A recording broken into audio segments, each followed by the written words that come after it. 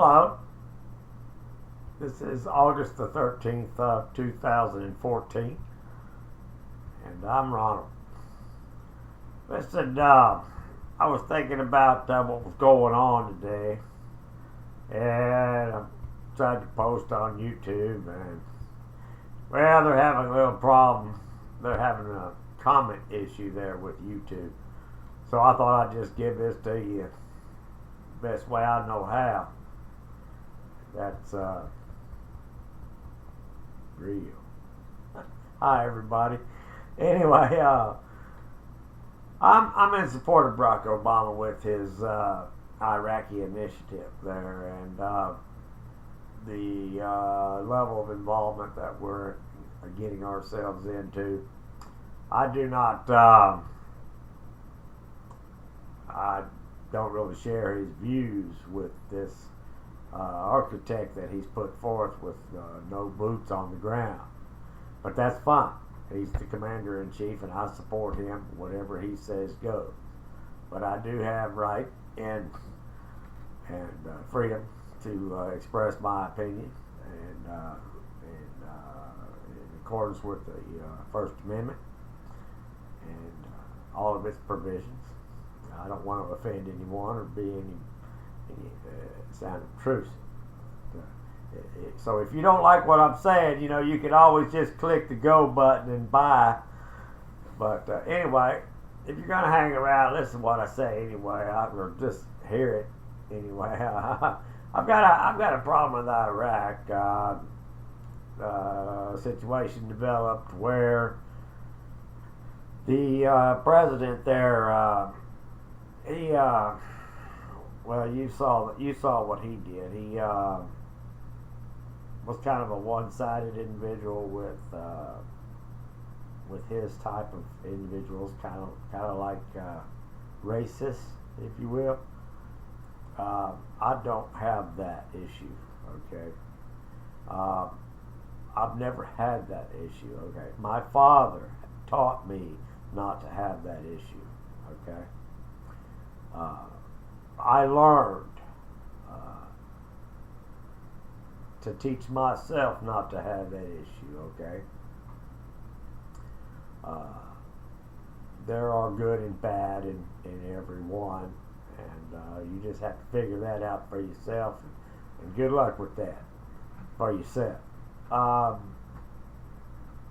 There are threats to the Iraqi people that I'd like to discuss, and one of the things I'd like to discuss with you is the dams there in Iraq. I think that the Mosul Dam is primary target, and there are some other subsidiary dams there that need to be acquired by the Iraqi government as quickly and as forcibly as necessary, and that they should be maintained. Now that is a very, very important situation, because it will significantly reduce the rebuilding process of all of this internal unrest that's going to be pursued, and rightfully so. Though I think that these people, ISIS,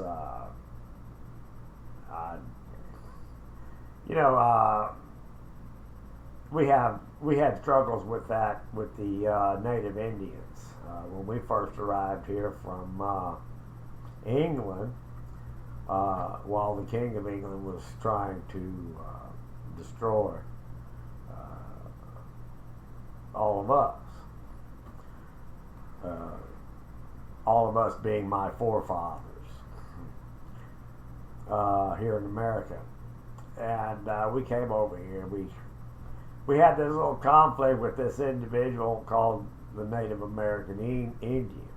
Now, our numbers were greater than theirs, and we overwhelmed them and would have destroyed them completely from off the face of the earth. But we did not, and we provided that they should live on a reservation via land grants and faced with the possibility of complete and total extinction, they agreed to the land grants, and hence today they have their reservations and their populations are increasing, and of course their generations have descended and been taught the American way and via intelligence imparted to them via themselves, the things that they have learned by themselves and for themselves. They understand now that well, we're really not all that bad. You just think we are today because you illiterate, unlearned, and you do not know, quite frankly, how much fun Americans would really enjoy having with everyone. I mean, I think we could all get along just fine if we chose to do so. I really, it's just amazing how some people can. And then you have those that just won't. Here's the deal. You have to close your eyes to go to sleep, but then there's something that just won't. You gotta do, and then eventually they just pass out and go to sleep because, hey man, it's natural. Well, that's frivolous allegory there. Probably doesn't amount to hill of beans, but anyway, I'm just trying to relate to you. You got to get the dams. You got to destroy ISIL. You got to bring your soldiers home and retrain those soldiers. Do not just abandon those soldiers. You have to retrain those soldiers to live life peaceably again. Because once you've been a soldier, you're a soldier, dude. It's very, very different being a soldier. The mindset is so very intense. It's very different. But when you come home from being a soldier, you have to be retrained to live, okay? That means new job, new abilities, and everything else that goes with that.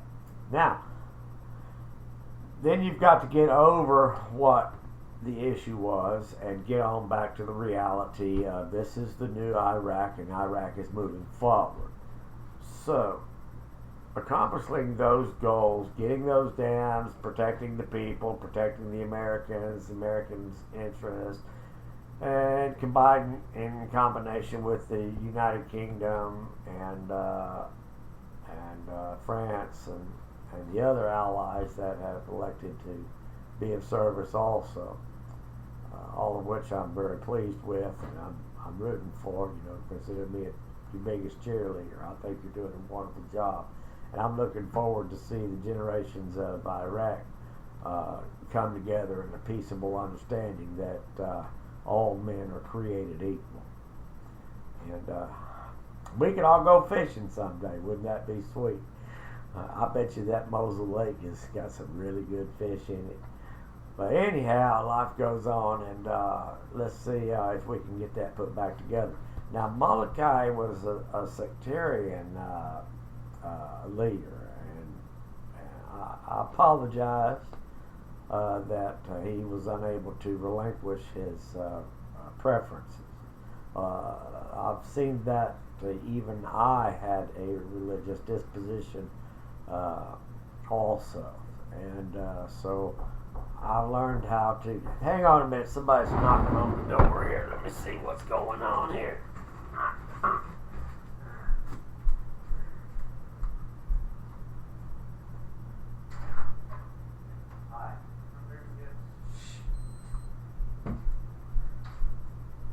Okay, yeah, I got a visitor here. This is James. Hi, James.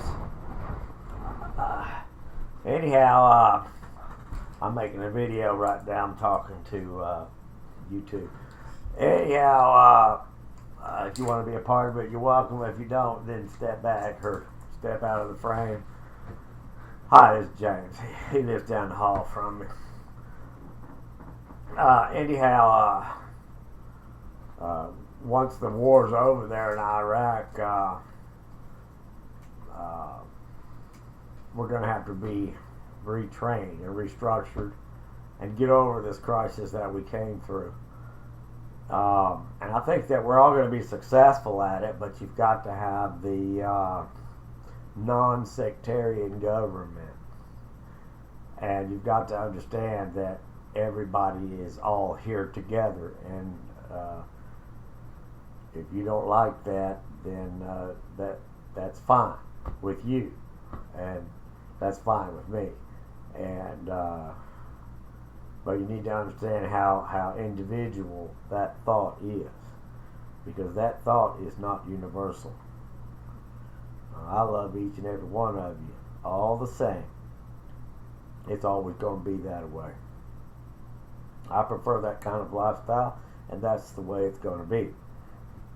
So, if you don't like that, then there are other planets that you can find that would be beneficial for you to go to. You'll have to make your way there on your own also. But today, we're going to do this together because of the transition that we're all going through from mechanization to computerization. And it's a couple thing where it all works together better, and it saves money, and it could provide for the longevity of mankind also in accordance with climate recovery.